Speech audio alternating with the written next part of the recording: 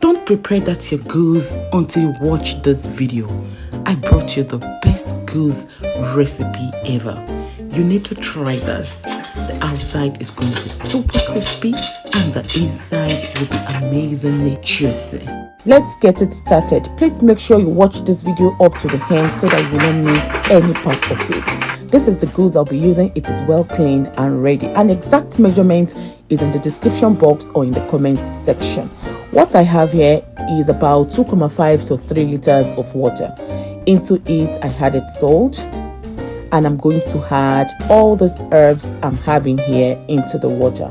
I have ginger, and I'm going to add a bulb of garlic. I just sliced it into 2. You don't need to separate the cloves one by one. No, just slice it into 2.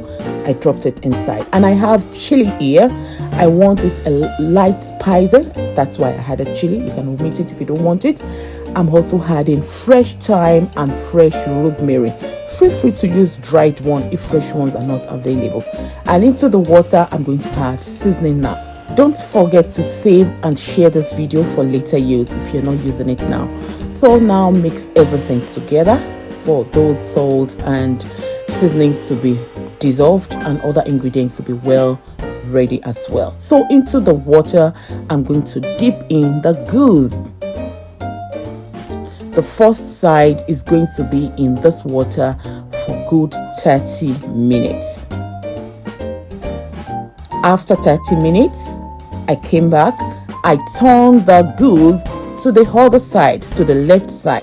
Now I added 2 handfuls of diced apple into it. After that, I also added 2 handfuls of diced onion into the water. So I'm now just going to pour part of the water into the part that is not well dipped into it. If you have a bigger pot, it's well ideal. Okay, so I left it for good 30 minutes again in the water under low to medium heat. After 30 minutes, I came back. Altogether, we dipped in for 1 good hour. So I took it out of the water. It's now time to continue with it. I placed it on a rack, and I'm going to sprinkle some black pepper on it.